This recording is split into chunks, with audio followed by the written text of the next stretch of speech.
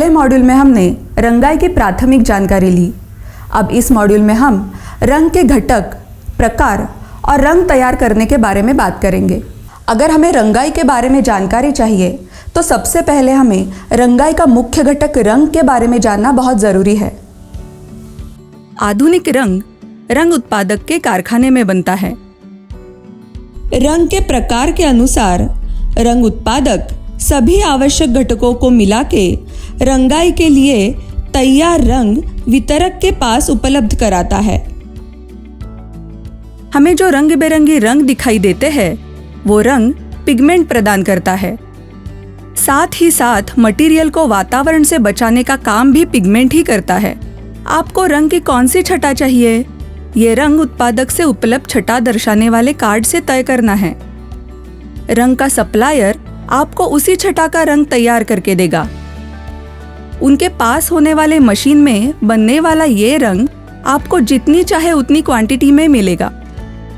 आप उसमें जितना जरूरी होगा उतना सॉल्वेंट मिला के इस्तेमाल कर सकते हैं। सॉल्वेंट एक प्रकार का द्रव पदार्थ होता है जो रंग को द्रव स्वरूप में बनाए रखने का काम करता है और रंगाई के बाद भाप बन के उड़ जाता है, जिससे रंग सूख जाता है और रंग की एक स्थायी स्वरूप परत तैयार होती है। आपको कौन कौन से घटकों को मिलाकर रंग बनता है, उन घटकों का काम क्या है, ये सब तो समझ में आया होगा। अब हम ये देखेंगे कि इन रंगों के प्रकार कौन कौन से होते हैं। बाजार में जो उपलब्ध रंग है उनका वर्गीकरण करने के अलग अलग प्रकार है। हम उनमें से कुछ प्रकारों के बारे में संक्षेप में जानने की कोशिश करेंगे। पहला प्रकार, आंतरिक और बाहरी रंग। आंतरिक रंग यानी ऐसे रंग जो घरों या इमारतों के अंदर दिए जाते हैं। ये रंग सजावट के लिए और सुंदरता प्रदान करने के लिए उपयोग में आते हैं और इन रंगों का कठोर वातावरण से संपर्क नहीं आता।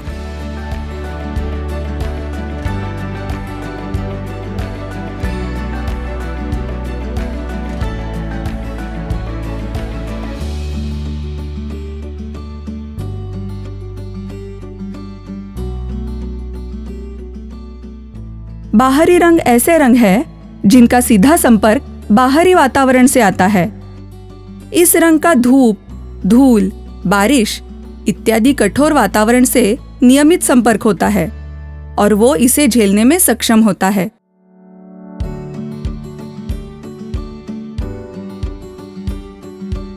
दूसरा प्रकार, रंग की दिखावट, जिसको इंग्लिश में फिनिश कहा जाता है, उसके अनुसार रंगों को मैट, ग्लॉस, फ्लैट इत्यादि प्रकारों में बांटा जाता है। तीसरा प्रकार, पेंट करते समय कौन सा सॉल्वेंट इस्तेमाल होता है, इसके ऊपर तीसरा प्रकार निर्भर होता है। थिनर और पानी ये दो प्रकार के द्रव सॉल्वेंट का काम करते हैं। फिनिश पेंट का चयन करने के लिए कुछ मानदंड है, वो आपके सामने दिखाए गए हैं। पहला, धोने की क्षमता। दूसरा, अंतिम फिनिश। तीसरा, चमक। और चौथा, टिकाऊपन। ग्राहक को इसमें से कौन सा मानदंड किस मात्रा में चाहिए, उसी के ऊपर कौन सा फिनिश पेंट लगाना है, ये तय होता है। पेंट के सभी प्रकारों का इन मानदंडों के आधार पर किया हुआ वर्गीकरण आप इस तख्ते में देख सकते हैं।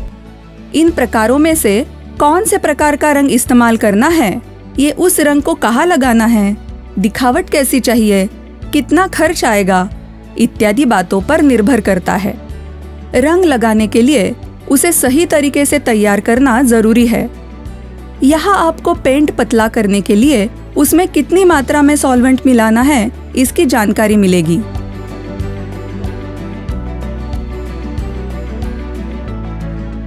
रंगाई के दूसरे मॉड्यूल में हमने रंग के घटक, प्रकार और रंग तैयार करने के तरीकों के बारे में जाना।